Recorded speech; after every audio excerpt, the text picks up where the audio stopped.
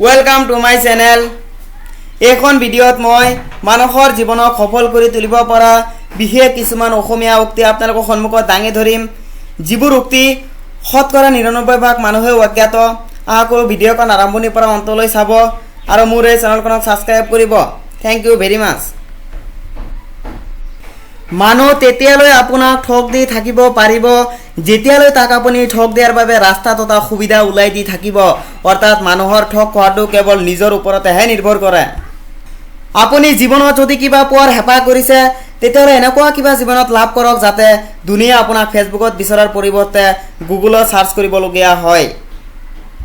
সফলতা মানুহৰ বাহ্যিক ৰূপত আকৃষ্ট নহয়, সফলতা মানুহৰ কঠোৰ পৰিশ্ৰমৰ প্ৰতিহে আকৃষ্ট হয়। যেতিয়া এজন মানুহ মৃত্যু হয় তেতিয়াও তাৰ ব্ৰেইন 7 মিনিট সময়লৈ জীয়াই থাকে। এইখিনি সময়তে নিজৰ জীৱনৰ সমূহ কাৰ্য মানুহে এক সপোনৰ নিচিনা চাই থাকে। এজন মানুহৰ জীৱনৰ অন্তিম সময়ছোৱাত কেৱল আফচোচ হয় যে সি নিজৰ সপোনক সম্পূৰ্ণ কৰিব নোৱাৰিলে। তেওঁ কি ভুল কৰিছিল, তেওঁ কি কৰিব পালে হয়, আৰু কিন্তু তেওঁৰ ওচৰত কেৱল আফচোচে থাকে। আফচোচৰ বাহিৰে আৰু তেওঁ একো কৰিব নোৱাৰে। সেইকাৰণে সময়ৰ কাম আমি সময়ত কৰি যাব লাগে।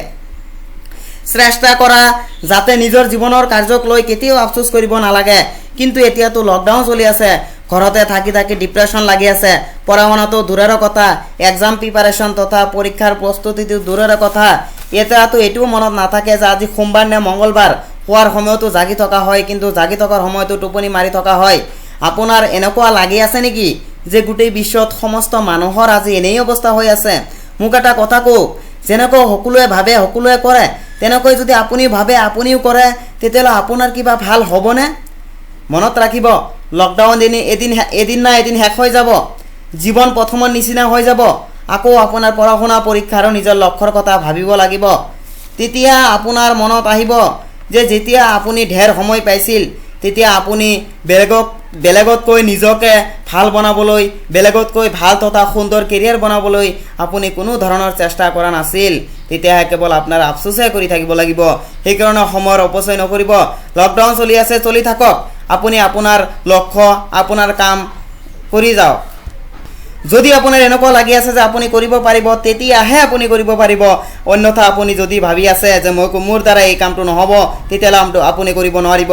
দুই অৱস্থাতে আপুনি সঠিক, কিন্তু ই কেৱল আপোনাৰ চিন্তাৰ ওপৰতহে নিৰ্ভৰ কৰিব যে আপুনি কিবা এটা কাম কৰিব পাৰিব নে নোৱাৰিব। মনত ৰাখিব, কোনো আপোনাক ফৰ্চ নকৰিব যে আপুনি জীৱনত ডিজাৰ্ভিং হওক, কাৰণ কাৰো তাতে আপোনাক লৈ চিন্তা কৰাৰ কোনো সময় নাই।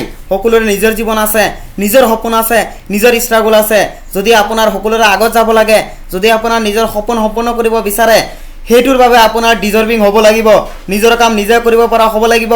যদি আপোনাৰ পঢ়া শুনা নতুবা আপোনাৰ কামৰ শ্বেডিউল আপোনাৰ মুডৰ ওপৰত নিৰ্ভৰ কৰে, মনত ৰাখিব জীৱনত কেতিয়াও আপোনাৰ পঢ়া শুনাৰ বাবে মুড নাহিব। যদি মুড আহেও তেতিয়া অকণমান পৰিশ্ৰমতেই সিমান বহু ডাঙৰ কাম আপুনি কৰিব নোৱাৰিব। যদি আপুনি জীৱনত সফলতা অৰ্জন কৰিব বিচাৰে তেতিয়াহ'লে আপুনি সেইবোৰ কাম কৰি যাব লাগিব যিবোৰ কাম সফল লোকে কৰিব আৰু অসফল লোকে কৰাৰ বাবে ভয় কৰি থাকে।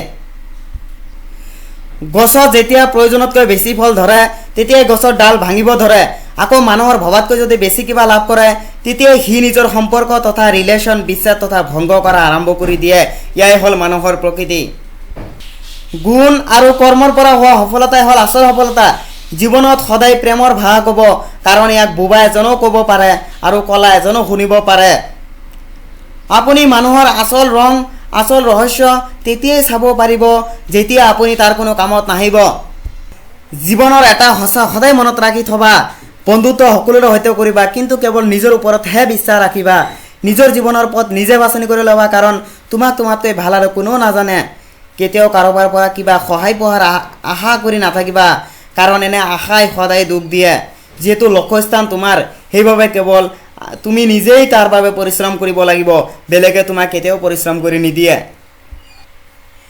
জীৱনত যদি আপুনি আনন্দিত হৈ থাকিব বিচাৰে তেতিয়াহ'লে নিজে সময়ৰ লগে লগে পৰিৱৰ্তন হ'ব লাগিব, নতুবা সময়ক পৰিৱৰ্তন কৰিব পৰা হ'ব লাগিব।